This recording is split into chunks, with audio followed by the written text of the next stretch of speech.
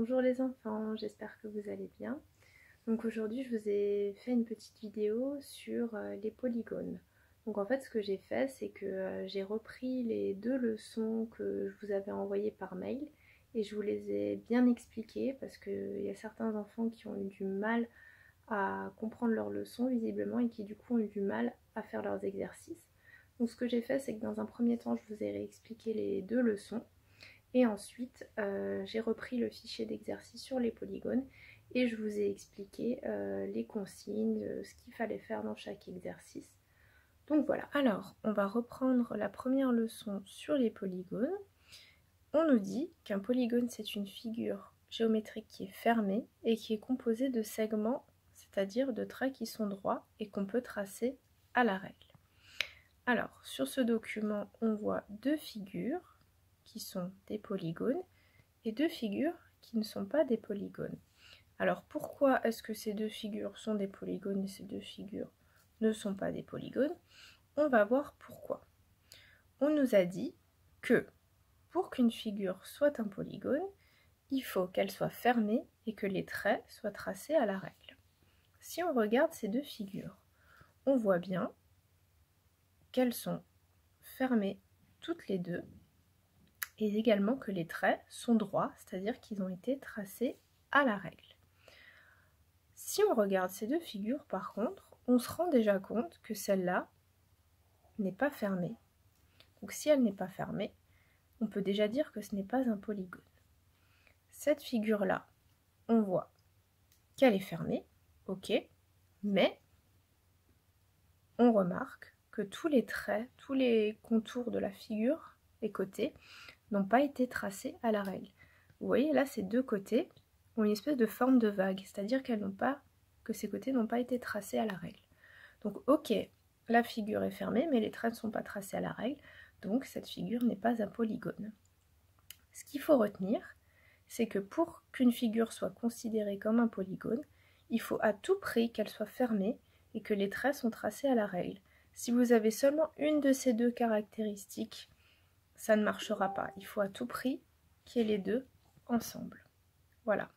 Alors là, on a un document qui nous explique ce qu'est un sommet et ce qu'est un côté. Alors, dans les exercices que vous avez reçus, on vous a dit qu'un sommet, c'est la pointe d'une figure. Donc ici, si on regarde, on voit bien que la flèche nous montre le sommet. Dans ce polygone, il y a plusieurs sommets. Il y en a un ici, un là et un là. Donc un sommet, c'est vraiment la pointe d'une figure, le petit pic. D'accord? Les sommets, on peut les nommer. Par exemple, on pourrait appeler le sommet ici A, B, C, D. On peut les nommer. Un côté, comme on l'a dit dans le document des exercices, c'est ce qui permet de relier les sommets. Par exemple, là, on a un premier sommet, là, on en a un deuxième, et en fait, ça, c'est ce qui permet de relier les deux sommets. Donc, c'est ce qu'on appelle un côté. Donc, cette figure, elle a 1, 2, 3, 4 côtés. Elle a 4 sommets et elle a 4 côtés. Ce qu'il faut retenir, c'est que si une figure a 4 côtés, alors elle aura forcément 4 sommets aussi. Et inversement, si elle a 4 sommets, elle aura 4 côtés. Le nombre de côtés d'un polygone ne peut jamais être différent du nombre de sommets. Jamais. Si vous avez un nombre de sommets qui est égal à 4, vous aurez forcément un nombre de côtés qui sera égal à 4. Vous ne pouvez pas avoir 4 sommets et 6 côtés, ou bien 7 sommets et 3 côtés, c'est impossible. Voilà. Alors ici, vous avez reçu une deuxième leçon qui s'intitule les polygones particuliers. Alors, on les appelle polygones particuliers parce que c'est des polygones qui sont bien spécifiques, qui ont des caractéristiques bien spécifiques. Et ces polygones particuliers, vous les connaissez très certainement car c'est des polygones qu'on a souvent l'habitude de rencontrer dans les exercices de géométrie et que vous avez certainement déjà rencontrés en CP et en CE1.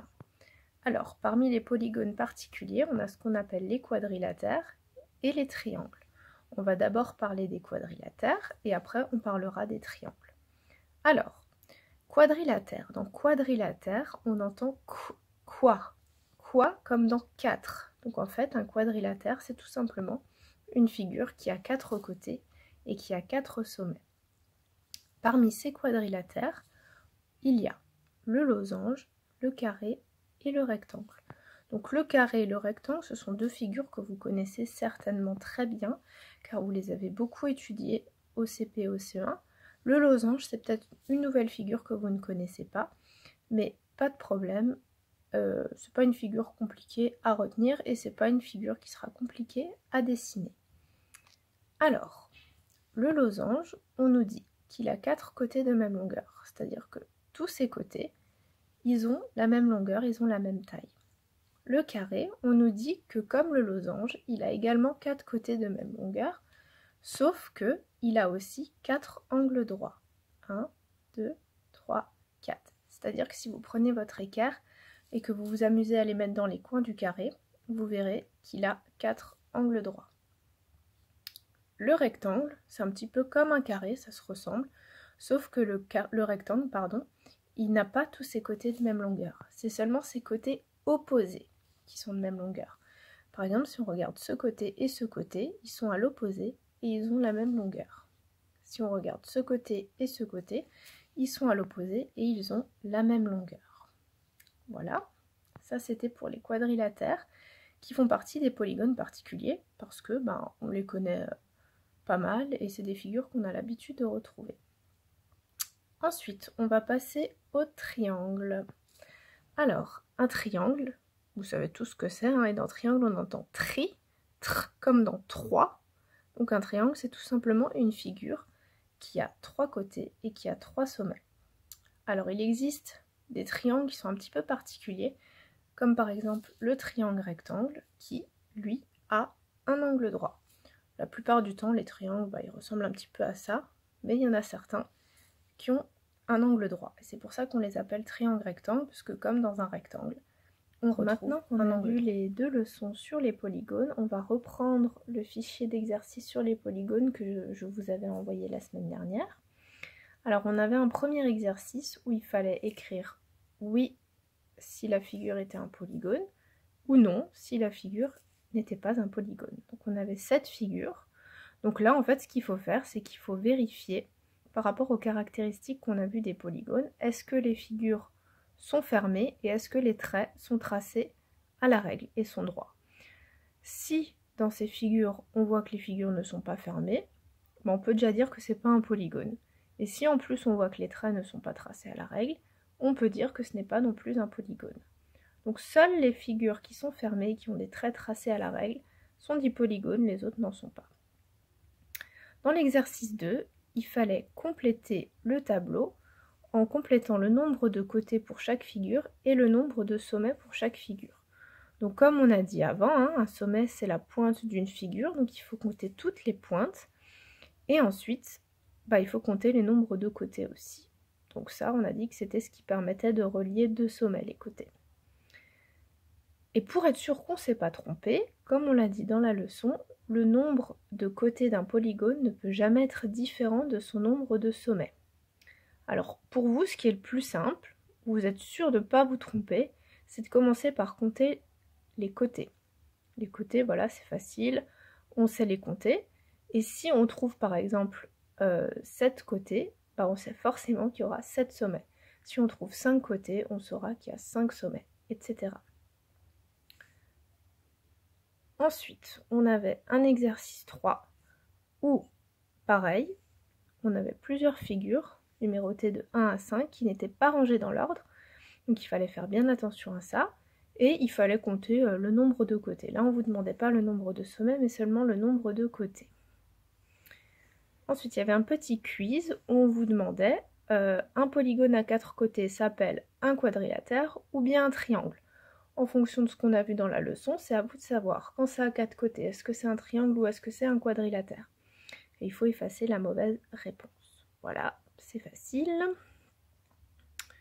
Ensuite, on avait un exercice où il fallait regarder les figures. Donc ces 3 figures, c'est les 3 figures qu'on a vues dans les polygones particuliers, les quadrilatères. Et il fallait compléter le petit tableau. Dire si le losange, il a 4 angles droits, s'il a 4 côtés de même longueur ou pas. Le rectangle, pareil, est-ce qu'il a 4 angles droits, est-ce qu'il a 4 côtés de même longueur, et pareil pour le carré, et compléter. Donc pour pouvoir compléter ce petit tableau, il faut connaître les propriétés des figures. Et ces propriétés, les caractéristiques, elles sont écrites sur la leçon numéro 2. Voilà. Et ensuite, vous aviez 4 petites figures qui sont dessinées là. 1, 2, 3, 4. Et il fallait les nommer. Voilà. Donc là, vous aviez les mots. On vous disait qu'il y a un losange, 2 rectangles et un carré. Donc il faut regarder, il faut compter les carreaux pour voir s'il y a un même nombre de carreaux. Il faut regarder s'il y a des angles droits. Et en fonction de ça, il faut compléter avec le bon nom de la figure. Voilà.